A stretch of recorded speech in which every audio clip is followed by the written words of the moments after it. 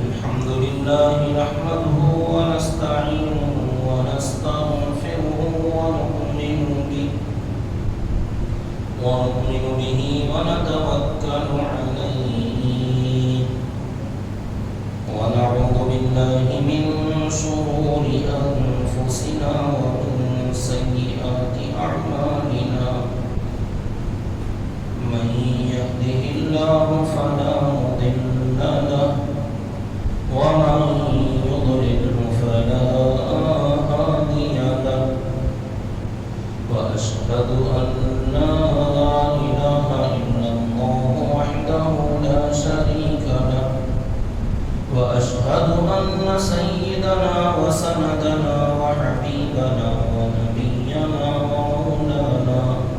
ومولانا محمدا عبده ورسوله أما بعد فأعوذ بالله من الشيطان الرجيم بسم الله الرحمن الرحيم فقد قال الله تبارك وتعالى في القرآن المجيد والفرقان الحميد شهر رمضان الذي أنزل فيه القرآن هدى للناس وبينات من الهدى والفرقان فمن شهد منكم الشهر فليصمه ومن كان مريضا أو على سفر فعدة من أيام أخر يريد الله بكم اليسر ولا يريد بكم العسر صدق الله العظيم وصدق رسوله النبي الكريم ونحن على ذلك لمن الشاهدين والشاكرين والحمد لله رب العالمين اللهم صل على محمد وعلى آل محمد كما صليت على إبراهيم وعلى آل إبراهيم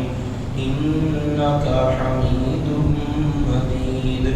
اللهم بارك على محمد وعلى آل محمد كما باركت على إبراهيم وعلى آل إبراهيم إنك حميد مجيد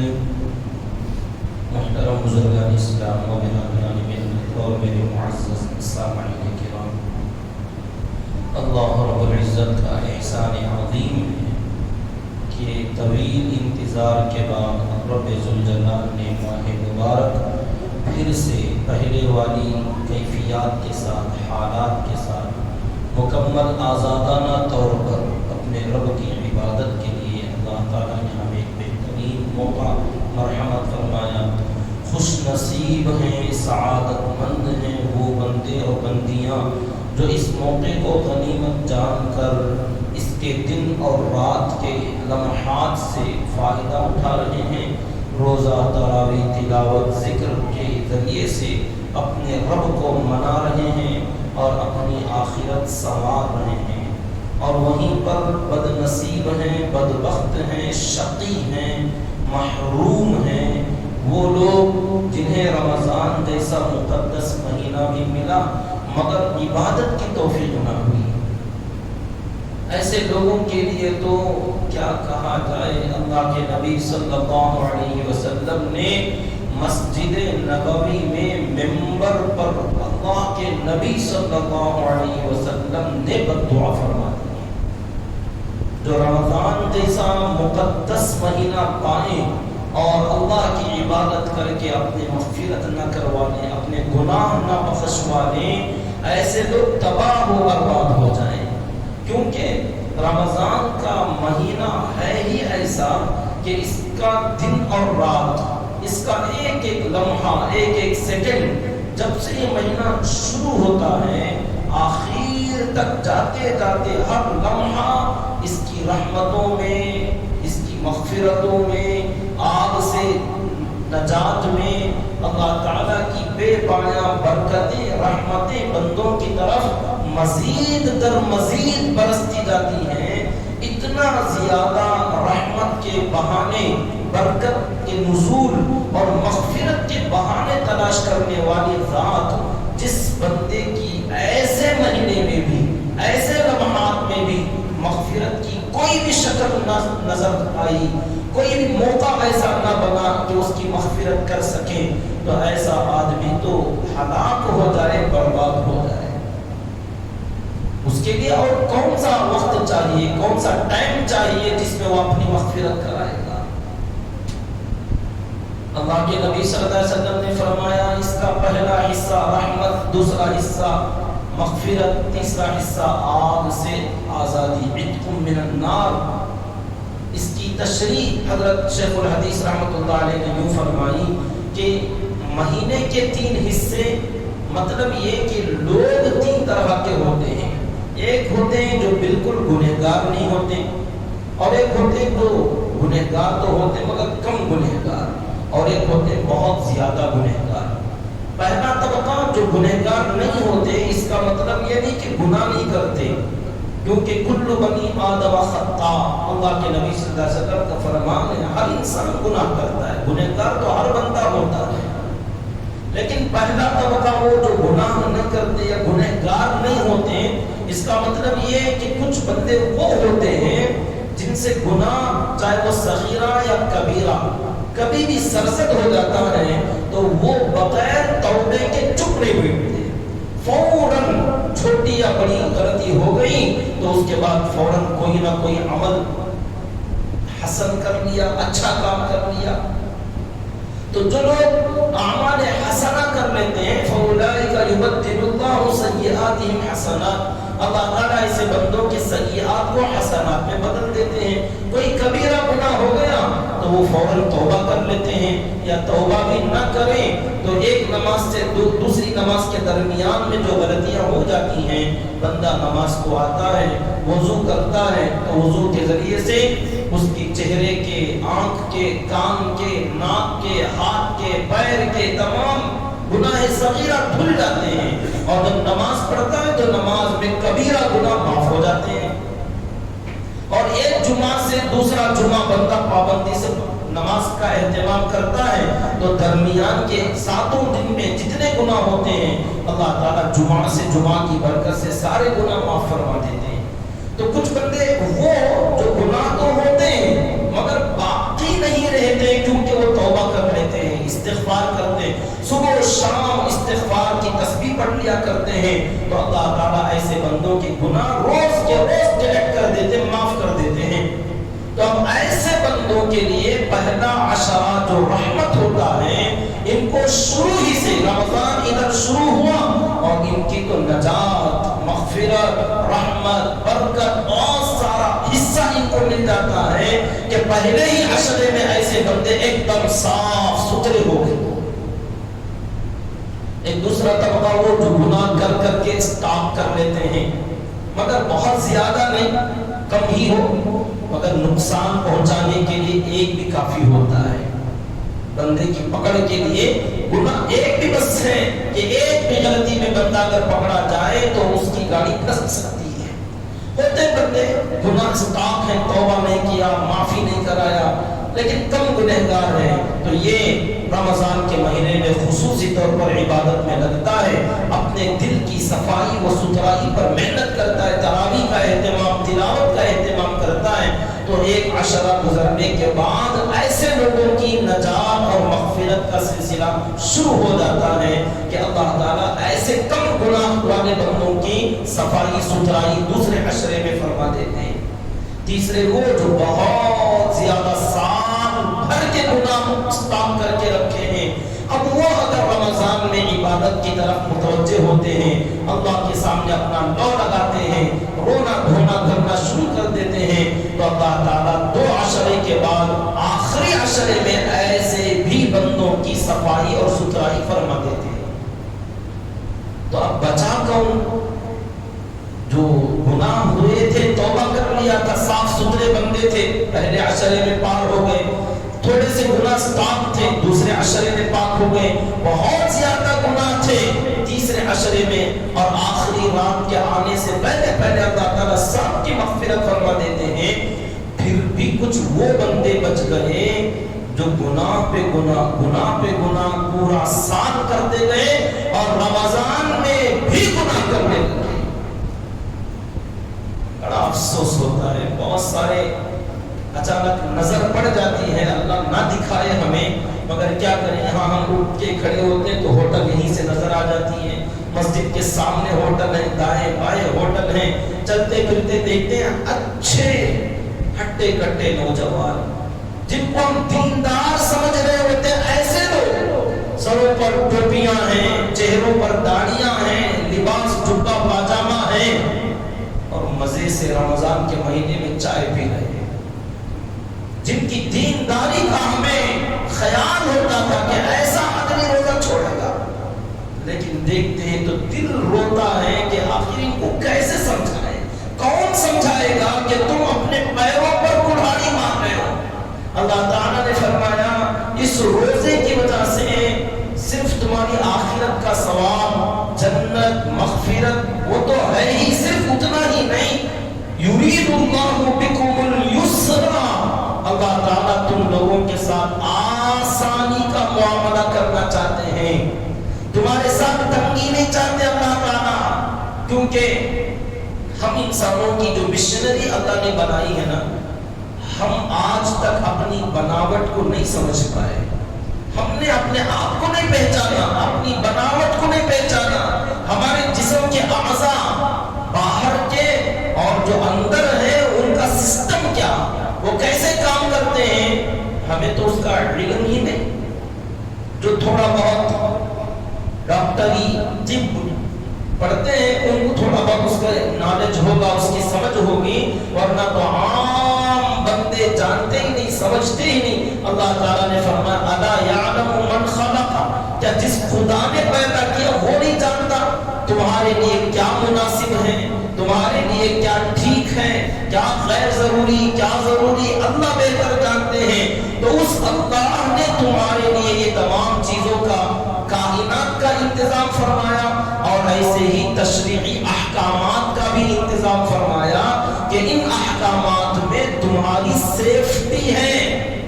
لعلکم تتقون, تاکہ تم بچ جاؤ, متقی بننا, بچنے والا بننا. یہ مطلق لفظ ہے, عام لفظ ہے, متقی بننا, بچنے والا بننا. دین کے اعتبار سے حرام چیزوں سے بچنے والے بنو روزے کا مقصد, اور دنیا کے اعتبار سے طرح طرح کی بیماریوں سے بچنے والے بنو گے. یہ سسٹم جو اللہ نے بنایا ہے نا, معدہ, پیٹ, ہاضمے کی مشنری اور دل, انسان کا ہارٹ اور لنگس, پھیپھڑے, کلیجہ, کڈنیاں, جو اللہ تعالیٰ نے بہت سارے اعضاء اندر کی مشنری رکھی ہے, یہ اعضاء بھی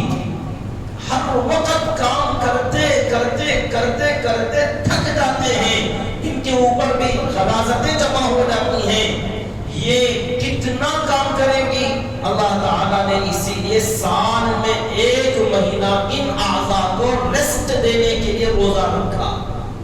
روزے کا حکم دیا کہ تم روزے کا اہتمام کرو تاکہ تمہارے اندر کے اعضاء تھوڑا سا سکون محسوس کریں. اور آج کل میں تو لوگ اتنا کھانے کا نظام بنائے ہوئے ہیں, سسٹم بنائے ہوئے ہیں, کھانے کو بہت بڑا کمال لوگوں نے سمجھا, حالانکہ اصل کمال نہ کھانے میں ہے, اصل کمال نہیں کھانے کا ہے. کھا کھا کے مر رہے جو کہا جاتا ہے. آج کل جو اموات کی کثرت ہوتی, چند دن پہلے ایک ایسی بات چیت کے دوران میری زبان سے جملہ نکلا اور میں نے اس پر غور کیا تو تقریباً فٹ بیٹھا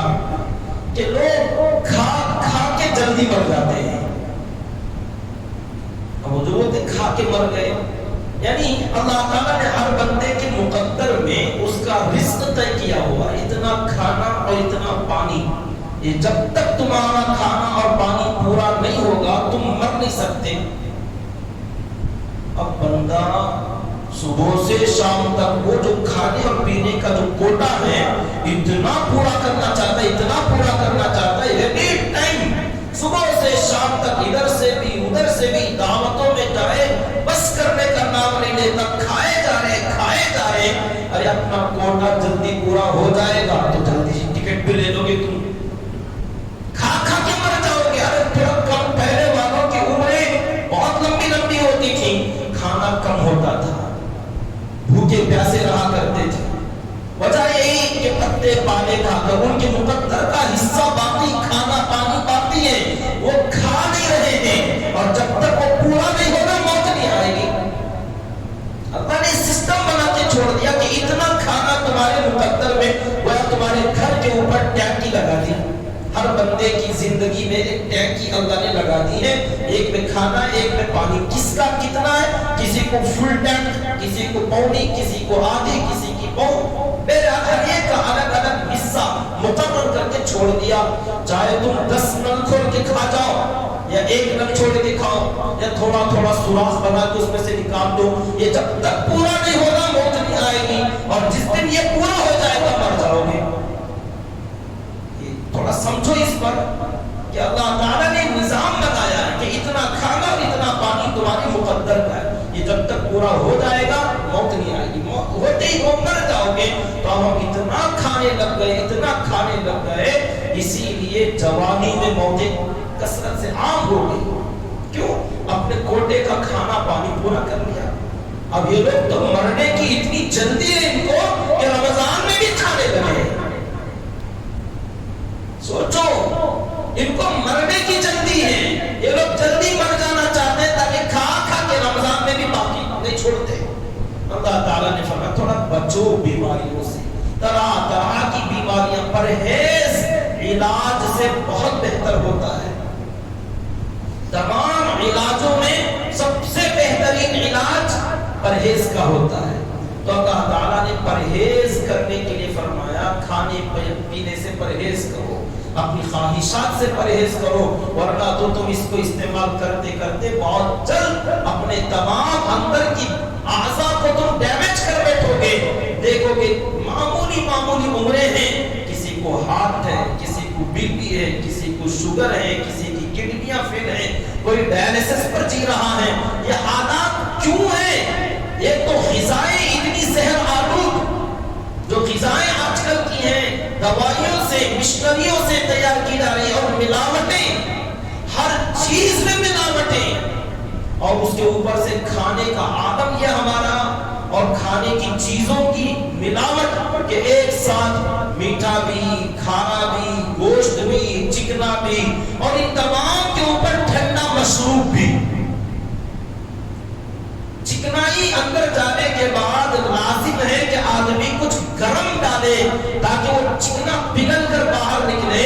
مگر عجیب لوگوں نے ایسا نظام بنا کے رکھا ہے کہ جتنا چکنا کھائیں گے اتنا ٹھنڈا پیئیں گے تاکہ وہ اندر جا کے رگیں بلاک کرے،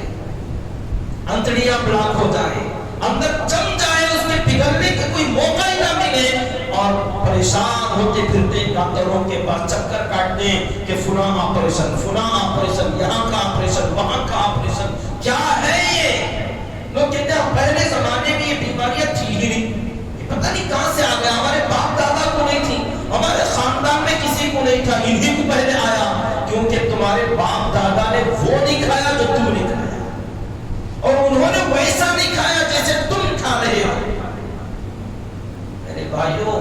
اللہ کے لیے پہچانو، اللہ کے احکامات یہ ہماری سیفٹی اور ہماری حفاظت اور ہماری صحت اور تندرستی کے لیے ہوتے ہیں، نہ کہ ہمیں پریشان کرنے، نہ کہ ہمیں ستانے، نہ کہ ہم کو تکلیف میں مبتلا کرنے کے لیے۔ اللہ نے فرمایا لعلکم تتقون، اور فرمایا یرید اللہ بکم اليسر، اللہ تعالیٰ تم لوگوں کے ساتھ آسانی چاہتے ہیں، آسانی۔ اگر تم روزہ نہیں رکھو گے تو تنگیوں میں تم خود مبتلا ہوگے، دیکھو گے چند دنوں کے بعد کیسی کیسی بیماریوں کے شکار ہوتے ہیں۔ بددعا نہیں ہے، حقیقت حال ہے کہ یہ بیماریاں کیوں آتی ہیں۔ کاش کہ یہ بات سمجھ میں آ جائے، جسے یہ بات سمجھ میں آ گئی، اللہ کے نبی صلی اللہ علیہ وسلم نے فرمایا اگر تم رمضان کی حقیقت کو پہچانو، اگر تم روزے کی برکت کو سمجھو تو یہ تمنا کرنے لگو گے کہ اس پورا سال رمضان ہو جاتا تو کتنا اچھا تھا. یہ معمولی بات نہیں، دل سے تمنا بندہ کرے گا کہ کاش پورا سال رمضان ہوتا تو کتنا اچھا لگتا. جیسا کہ میری دلی تمنا الحمدللہ پورا سال تراویح کے لیے اگر رمضان ہوتا تو کتنا اچھا ہوتا. روزے کا تو ابھی اتنا ہمیں بھی حصہ نہیں لگا، لیکن تراویح میں ایک لطف، ایک مزہ جو اللہ تعالیٰ نے بٹھا دیا قرآن کی تلاوت کا اور اس کے فہم کا، تھوڑا بہت 100% تو میں نہیں کہتا، مکمل تو نہیں، جتنا بھی قرآن کی کلمات کا، آیات کا، انداز بیان کا، اللہ تعالیٰ کی ان باتوں کا جو معنی اور مطلب کسی کو سمجھ میں آ جائے گا، واقعی دل چاہتا ہے کہ یہ تراویح کا سسٹم پورا سال باقی رہ جاتا تو کیا کہ جو لطف اس میں آتا ہے، آپ میں سے جس کو سمجھ میں نہیں آتا، اللہ تعالیٰ سے دعا کرو کہ اللہ سمجھا دے. جسے سمجھ میں آ گیا رب کعبہ کی قسم، قرآن مجید کا وہ مزہ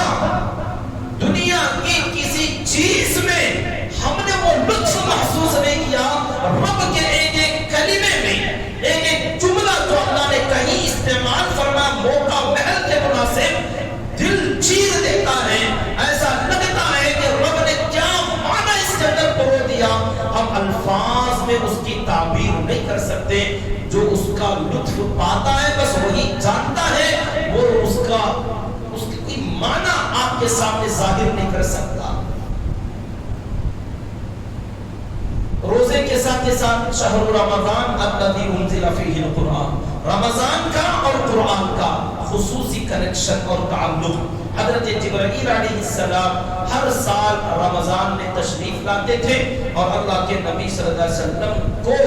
پورا قرآن سناتے تھے اور آپ صلی اللہ علیہ وسلم پیچھے سنتے.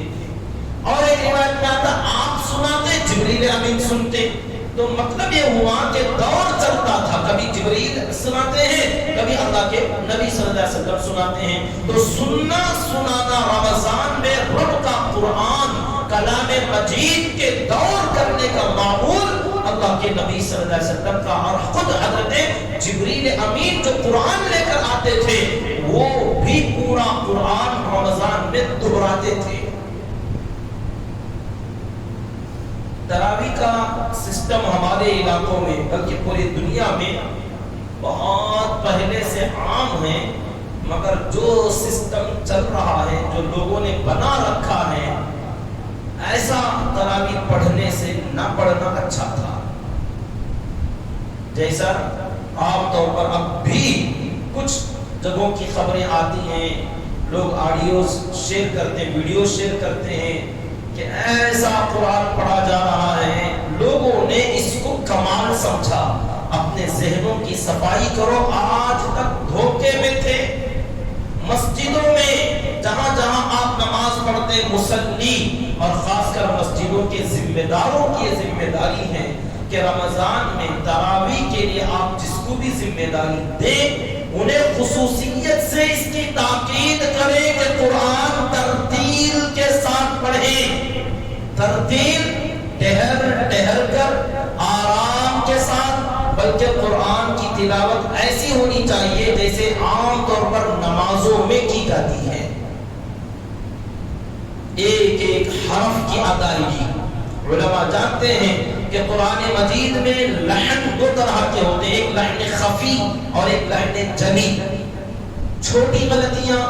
بڑی غلطیاں. لحن خفی چھوٹی چھوٹی غلطیوں سے جہاں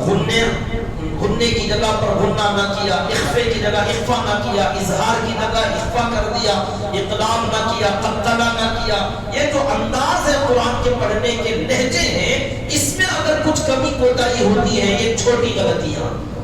زبر کی جگہ زیر، زیر کی جگہ پیش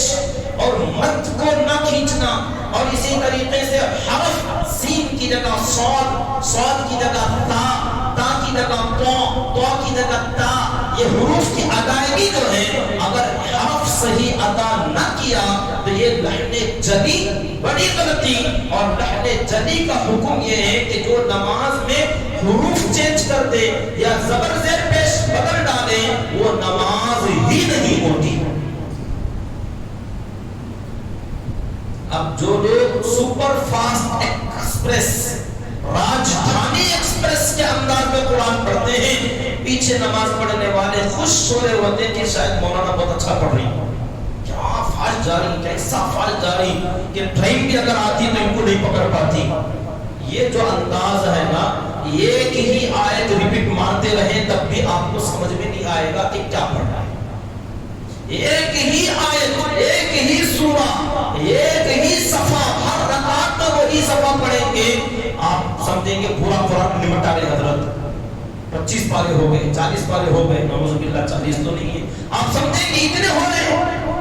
حالانکہ کچھ نہیں ہو رہا، ایک ہی پارے میں وہ ریپیٹ کر کے آپ کی نماز خراب کر رہے ہوں گے۔ ایک تو قرآن خراب، دوسرے نماز خراب، اور لوگ ثواب کی امید پہ پڑھ رہے ہیں۔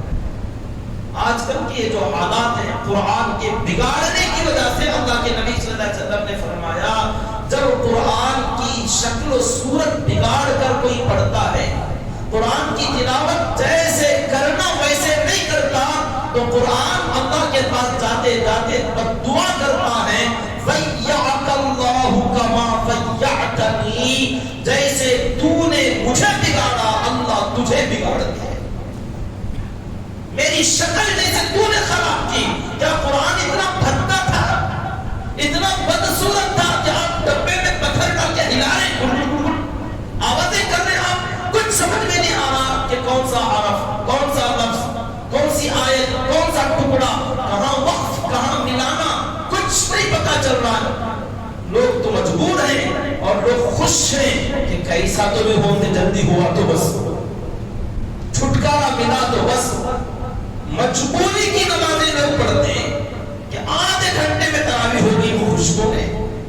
یہ خوشی کی بات نہیں، یہ غم کی بات ہے، افسوس کی بات ہے۔ اپنے نمازوں پر، اپنی عبادتوں پر فاتحہ پڑھ لو کہ اس پر آپ کو بجائے ثواب کے الٹا گناہ ملے گا۔ اور جو ایک تو پڑھنے والا اور دوسرے جو اس تلاوت پر راضی ہیں،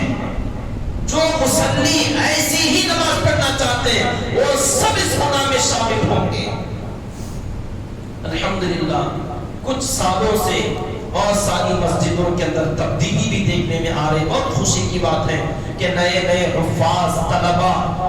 کچھ جگہوں پر الحمدللہ، لیکن آج بھی بہت ساری مساجد میں، اس میں ہو سکتا ہے آپ یہ سوچیں کہ ہماری کیا غلطی، پڑھانے والے حضرت ہم کیسا پڑھاتے ہیں ویسا پڑھ رہی ہیں، اس میں آپ کی بھی کوئی کم غلطی نہیں ہے۔ کوئی دھیرے پڑھتا ہے، آہستہ پڑھتا ہے تو پن کرنے والے آپ ہی لوگ، چھیڑنے والے، جلدی کرانے والے، تھوڑا فاسٹ کرانے والے، کیا ضرورت ہے کا خود آج کتنے پڑھے، اچھا سبق سے تھوڑا جلدی، بہت ٹائم ہو جاتا، 10:30 تک باہر جائیں گے، 11:30 12:30 ہو جائیں گے، سوئیں گے نہیں، گپ شپ میں، بات چیت میں، موبائلوں میں، گیموں میں اپنا وقت رات میں 12:30 تک جائیں، نیند نہیں ستاتی، کاروبار کا تقاضا نہیں آتا، کوئی دوسری چیزیں یاد نہیں آتی، نماز میں سارے تقاضے، کام کو جانا ہے، نیند ہونا ہے، سحری کو اٹھنا ہے، یہ ساری مصیبتیں پھوٹتی ہیں تراویح پر آ کر۔ اور جیسے ہی سلام پھیرو، یہی لوگ میٹنگ کے بنا مارتے بیٹھ جاتے ہیں، راستوں پر کھڑے ہو جاتے ہیں، چوراہوں پر کھڑے ہو جاتے ہیں، اور گھر بھی چلے جائیں تو وہاں بھی نہیں سوتے۔ یہ جلد بازی، اماموں کو جلدی پر ابھارنے والے، مجبور کرنے والے بھی مصلی ہیں، اور بعض علماء نے اپنی طرف سے بھی ایسا لوگوں کو مزاج بنا ڈالا۔ دونوں کی اصلاح کی ضرورت ہے، پڑھانے والے حفاظ، علماء، ائمہ تراویح اس بات کا اہتمام کریں، وَرَتِّلِ الْقُرْآنَ تَرْتِيلًا، قیامت میں بھی یہی کہا جائے گا کہ وَرَتِّل، کہ تم قرآن پڑھو کَمَا كُنْتَ تُرَتِّلُ فِي الدُّنْيَا، جیسا کہ تم دنیا میں ترتیل سے پڑھا کرتے تھے۔ اب یہاں تو ترتیب ہی نہیں ہے، بے ترتیب قرآن پڑھا جاتا ہے۔ بہرحال اللہ تعالیٰ کا احسان ہے، اگر کسی کو یہ نعمت مل رہی ہے، ہم یہ نہیں کہتے کہ ہم بہت بڑا کمال کر رہے ہیں، ہم تو یہ سوچتے ہیں کہ تھوڑا سا حصہ ہمیں ملا، اللہ تعالیٰ سے مزید کی درخواست ہے کہ اور ایسا پڑھا جائے کہ ایک آیت دو بار تین بار ریپیٹ ہو رہی ہے اور بڑے مزے سے، جیسے فجر کی نماز میں تلاوت ہوتی اس انداز میں قرآن پڑھے اور مصلی بھی مزہ لے کے سنے کہ قرآن کا لطف کیا ہے۔ ابھی سے اس کا ایک حصہ لگے گا، کل قیامت کے اس تصور کے ساتھ سنے کہ یہ تو ہمارے زمانے کے 15 صدیاں گزرنے کے بعد کے ہم جیسے انسان کی زبان سے نکلنے والا قرآن اس بندے کی زبان میں یہ چاشنی ہے، یہ جاذبیت ہے، یہ مزہ ہے، یہ اثر ہے قرآن کا، تو خود قرآن جس پر اترا وہ نبی پڑھیں گے تو کیا مزہ دے گا، اور جس کا یہ کلام ہے خود اللہ سنائے گا تو کیا لطف آئے گا۔ اس تصور کے ساتھ بندے تراویح میں کھڑے ہوں اور تراویح سوچ کے ساتھ پڑھیں کہ ایک وقت آئے گا میرا رب کہے گا میرے بندے تو نے دنیا میں انسان سے قرآن سنا، آج اپنے رب سے قرآن سن۔ حدیث میں آتا ہے جنت کی کسی نعمت میں وہ مزہ نہیں آئے گا جو رب کے دیدار میں اور رب کے کلام کے سننے میں، کیونکہ وہ قرآن جس کا ہے وہ جیسے جس انداز سے اس کی تلاوت ہونی چاہیے، کون سا لفظ کیسے ادا کرنا، کیا اس کا طرز ہونا، آج ہر انسان کی طرز الگ ہے، انداز تلاوت الگ ہے، الفاظ کے نکالنے کی آواز الگ ہے، سب کی آواز مختلف، انداز مختلف، لیکن صاحب کلام جس کا یہ کلام ہے وہ بہتر جانتا ہے کہ کون سا لفظ کیسے نکالنا اور کس طرز میں پڑھنا۔ جب حقیقی فٹ بیٹھے گا اور بندے جب سنیں گے تو کوئی قوالی،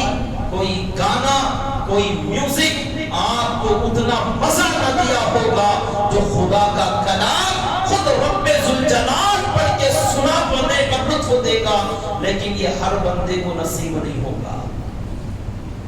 یہ دولت آپ یہ سمجھے کہ مجھے بھی اللہ سنا دے، ہمیں بھی سنا دے، اللہ کرے سنا دے،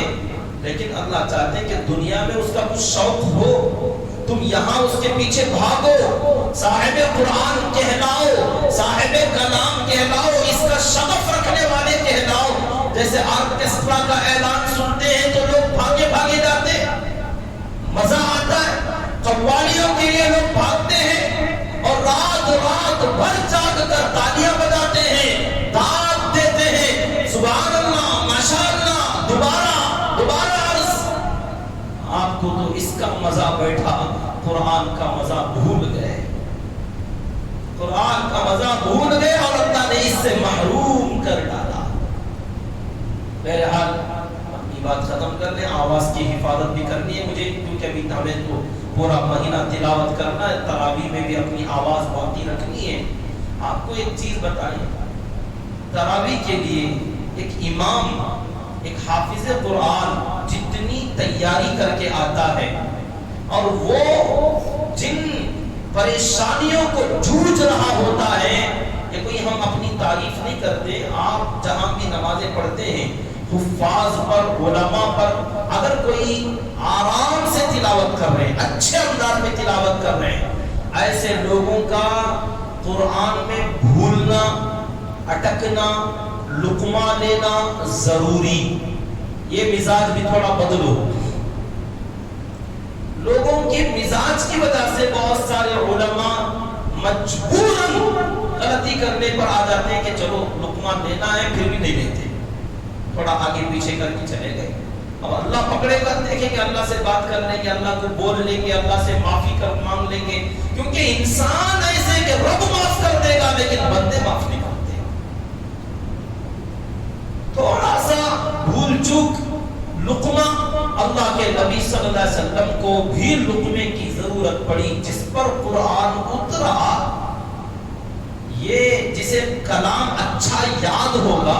جو معانی اور مطالب پر غور کرے گا، اس کو اٹک، بھول، لقمہ یہ لازم چیز ہے۔ جو بغیر اٹکے کے بغیر لقمے کے فر چلتا جا رہا ہے، وہ آپ کو الو بنا کے جا رہا ہے. پکی بات. قرآن میں ایسا ہو ہی نہیں سکتا. جو جانتے ہیں ان کو ہم بتا سکتے ہیں متشابہات القرآن. ایک جگہ ایک ہی آیت کا آدھا ٹکڑا یہاں اور آدھا ٹکڑا وہاں، اور وہاں سے تھوڑی سی لائن بدلتی، جیسے ممبئی اور دلی جانے والی ریل کی پٹڑیاں دونوں ایک ساتھ جاتی، تھوڑے سے چینج ہوتی ہیں. اب وہ جو چینج ہوتی ہے تھوڑے سے سینٹی میٹر ہوتا ہے فاصلہ، یہاں سے فرق ہوگا. اب وہ تیز رفتاری میں اگر وہ فرق نہ ہوا تو ادھر کی ادھر گھس جائے گی. تو سیم قرآن کی آیتوں میں بھی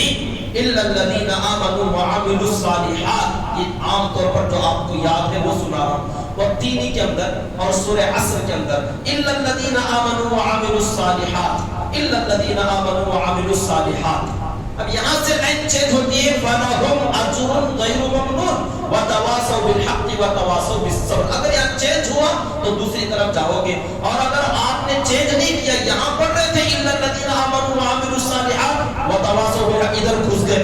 یہاں پڑھ رہے تھے إِلَّا الَّذِينَ آمَنُوا وَعَمِلُوا الصَّالِحَاتِ فَلَهُمْ أَجْرٌ، ادھر گھس گئے تو یہاں سے وہاں آپ کریش کرو گے. اسے کہتے ہیں متشابہات. ایک چھوٹی سی مثال، ایسی قرآن مجید میں صفوں کی تعداد میں آیتیں ہیں. اقیموا الصلاۃ وآتوا الزکاۃ، اقام الصلاۃ وآتى الزکاۃ، یقیمون الصلاۃ ویؤتون الزکاۃ. اب یہ آتے اس کے بعد کا ورڈ چینج ہوتا ہے. اب وہ جلدی میں چینج ہونے میں کبھی کبھار مس ہو جاتا ہے، چوک ہو جاتی ہے. اب وہ پلٹ کر آنا چاہتا ہے، کہاں مس ہوا یہ سمجھے تک وہ جو فاسٹ رفتار تھی نا، اس رفتار میں تھوڑی سی گڑبڑی ہوتی ہے. اب دیکھنے والے سننے والوں کو ایسا لگتا حضرت پوچھا کہ ہو گیا. کچھ نہیں ہوا، تھوڑی سی لائن چینج ہو گئی ہے. وہ واپس آنا چاہتے، آنے میں ٹائم لگے گا. کبھی کبھار آ جاتے ہیں اور کبھی وہ جو غلط پڑھ گیا نا وہی دماغ پر آ جاتا ہے، ذہن پر آ جاتا ہے، زبان پر چڑھ جاتا ہے. ہم واپس جانا چاہیں تو پھر وہی لائن مل جاتی ہے. تو اب مجبوراً پیچھے کہا جاتا ہے لقمہ دو بھائی، کوئی یاد ہے تو سناؤ. اب وہ پیچھے سے بولتے یہ نہیں یہ لائن ہے، تو اب الحمدللہ اس لائن پہ چل پڑتے. تو یہ قرآن صحیح ہو رہا ہے، یہ خوش ہونا چاہیے مسلم. اس کے بجائے لوگ تانے دیتے ہیں، لوگ اعتراض کرتے ہیں، صحیح یاد نہیں، اٹکتے ہیں، بھولتے ہیں. جو اس کلام کا ہنر نہیں جانتا وہی اناڑی اور وہی جاہل ایسے اعتراض کرتے ہیں. اور ان لوگوں کی وجہ سے پڑھانے والے علماء بھی تھوڑا کمپرومائز کرنے لگ جاتے ہیں. تھوڑا یار کون اتنا پرفیکٹ کرتے بیٹھے گا. خدا علماء کا ساتھ دو، ائمہ کا ساتھ دو، ان کا حوصلہ بڑھا. میں تو یہ عرض کر رہا تھا کہ کتنے سارے مسائل کو جھوج رہا ہوتا ہے ایک تراویح کا امام. ٹائم کیچ کرنا کہ روزانہ کا جتنا ٹائم ہے اتنے ہی ٹائم میں اپنی تلاوت کا مکمل کرنا، اور جتنی تلاوت ہماری ایک پارہ، سوا پارہ، 1.5 پارہ، الگ الگ انداز ہوتے ہیں. اتنے پارے کو 20 رکعت تراویح پر فٹ کرنا. ایک رکعت میں کتنا پڑھنا،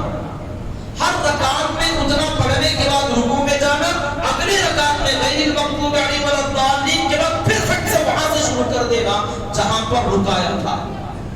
رکعتیں یاد رکھنا کہ پہلی رکعت ہے کہ دوسری رکعت، یہ 2 رکعت ہے کہ 4 رکعت، تربیہ ختم ہونا یا درمیان میں ہے. رکعتوں کی تعداد پہلی یا دوسری، 2 یا 4، اور اس کے بعد پہلی رکعت میں کہاں وقف تھا، اگلی رکعت میں کہاں سے شروع کرنا، اور آخر آیت کہاں ہم کو ٹھہرانا، اور پڑھنے کے دوران آیتوں میں متشابہات کو چھڑاتے ہوئے لے کے جانا، اور پڑھنے کے دوران الفاظ صحیح ادا کرنا، حروف کی ادائیگی، تجوید، اور اس کے ساتھ ساتھ اپنی آواز کی حفاظت. شروع میں جوش میں ہم پہلے پڑھتے تھے، پہلے 1-2 تراویح میں خوب گلا پھاڑ پھاڑ کے پڑھتے، بعد میں پورا سال گلا بیٹھ جاتا. تو اس کے بعد سے تھوڑی سدھار ہوئی کہ گلے کی حفاظت، آواز پورا رمضان ساتھ دے تو آواز کی حفاظت، آواز کی طرف دھیان دینا کہ کتنی آواز اٹھ رہی ہے، کتنی آواز کم ہو رہی ہے، کہیں مصلیوں کو ٹھیک ٹھیک سنائی تو نہیں دے رہا، یا کہیں آواز زیادہ ہو کر میری آواز خراب تو نہیں ہو جائے گی.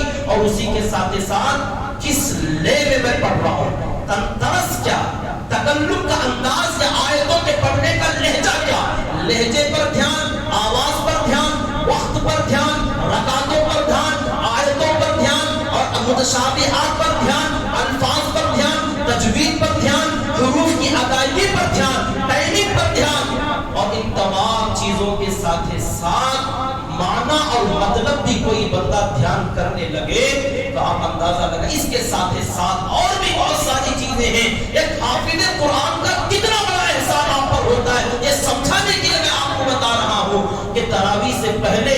کھا کر آئیں تو ایک پریشانی، نہ کھا کر آئیں تو دوسری پریشانی، اور کھائیں تو کس وقت میں، تراویح کے بعد یا تراویح سے پہلے، اور سحری میں کھانے کا کیا مسئلہ ہوگا۔ اس کے بعد ہم تفسیر کے لیے آتے ہیں، لوگوں سے بارہا کہ تھوڑی دیر بیٹھو، یا ہمارے فائدے کے لیے نہیں، ہمیں تو ضرورت ہی نہیں اس کی، آپ کے فائدے کے لیے تفسیر کا مطالعہ، اپنی سحری کو شارٹ کر کے تفسیر کا مطالعہ کرنا پڑتا ہے، ٹائم کے اندر ہمیں کیچ کر کے سنتیں پڑھ کے یہاں آنا پڑتا ہے، اور لوگوں کے سامنے بیٹھتے ہیں، مجمع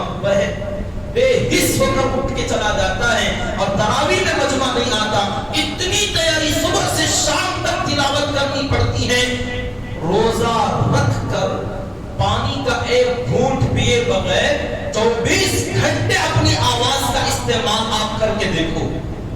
کیا حال بنتا ہوگا۔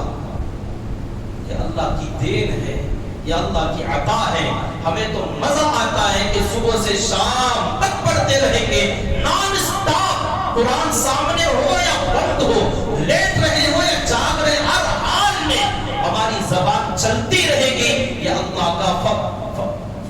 اللہ تعالیٰ کا احسان ہے، فَمِنَ اللَّهِ مَنَّ، اللہ تعالیٰ کی طرف سے احسان عظیم ہے جس کو یہ دولت مل گئی۔ آپ سے میری گزارش ہے کہ علماء اور حفاظ جو آپ پر احسان جو فرما رہے ہیں، اس احسان کی قدردانی کرو، اس نعمت کا شکر ادا کرو۔ تراویح میں ماشاءاللہ پہلے تو پورا باہر تک ہوتا مجمع، اور جب ہم نماز میں آتے عشاء میں دل بیٹھ جاتا ہے، اندر آتے ہی بس 2-3 صف رہتی ہیں، بعد میں پیچھے لوگ آ جاتے ہیں، اللہ کا احسان ہے، وہ 12 رکعت کے بعد جب دیکھتے دل خوش ہوتا ہے، شروع میں نہیں ہوتا تو ایک دم موڈ آف ہو جاتا ہے، یار اتنی تیاری کر کے آئے اور سننے والا مجمع ہی نہیں، لوگوں کو شوق ہی نہیں۔